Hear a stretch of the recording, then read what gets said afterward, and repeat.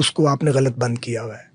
देखिए, जिसने किसी ने बात की हो उसका जरूर जिक्र करना चाहिए। मुशर्रफ दौर में हमें बहुत सख्ती काटी है, हमें फिजिकल टॉर्चर किया गया मॉडल टाउन थाने में, बहुत मारा जी।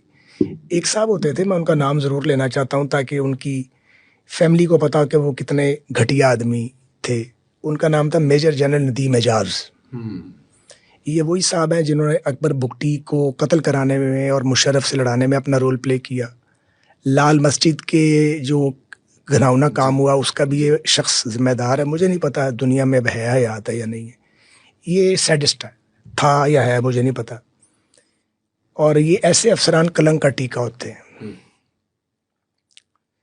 और उनको ये सवाब मुसलसल जाना चाहिए, क्योंकि उन्होंने मुस्लिम लीग नून के कारकुनों को फिजिकल टॉर्चर करवाया। मैं अकेला नहीं हूँ, बिलाल यासिन, हाजी इमदाद, मलिक रियाज हमारे जो MNA हैं, अब MP हैं इस वक्त, जावेद हाशमी साहब, ख्वाजा अहमद हसान, आफ्ताब असगर डार, अबैदुल्ला शेख हमारे MP होते थे, मनान शेख साहब के भाई, हम अबैदुल्ला शेख साहब के भाई मनान शेख, मनान साहब, थोरो जेंटलमैन।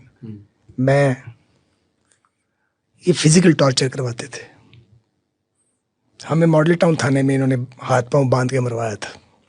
परवेज रशीद साहब के साथ भी तो शायद परवेज रशीद साहब को भी इसी ने टॉर्चर करवाया था।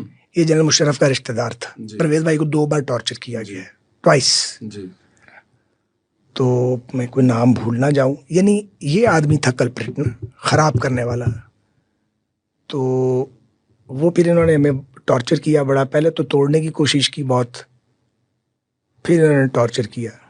राणा सनाउल्लाह साहब के साथ भी, राणा सनाउल्लाह खान साहब के साथ भी इसी ने करवाया था, इसी ने करवाया था। ये बड़ा गलीज आदमी था या है मुझे नहीं पता, लेकिन सवाब उसको बराबर जाना चाहिए जो उसने किया है। जी उस वक्त जनरल खालिद मकबूल जो थे वो कोर कमांडर थे। खालिद मकबूल साहब एक शरीफ आदमी है। उन्होंने बतौर कोर कमांडर और शायद गवर्नर भी थे वो थे, उन्होंने अपोज किया, लेकिन उन्हें पता बाद में लगा। लाहौर पुलिस ने बहुत अपोज किया, लेकिन ये शख्स अपना काम कर गया था। तो बड़ा मारा जी उन्होंने, मार मार के सारा जिस्म काला कर दिया। ये बकायदा तौर पे फिजिकली आप मार की बात कर रहे हैं, जिसे मतलब कि बकायदा मार कहा जाता है। हाँ जी, हमें पता था मैं मारेंगे। मुझे नहीं पता था, हाशमी साहब को पता था। अच्छा, हाशमी साहब को पता था। वो बताते थे कि मैं जब कहते थे मेरी वालदा डेथ बेड पे थी। अच्छा। तो वो मेरा इंतज़ार कर रही थी, जेल लंबी थी उनका, वो हमने किडनी ट्रांसप्लांट कराया हुआ था, वो मेरा इंतज़ार करती रह गई। तो मैं जेल में ही था। वो एक ज़मानत ख़त्म होती थी, एक ज़मानत होती थी, दूसरा केस, दूसरा होता था, तीसरा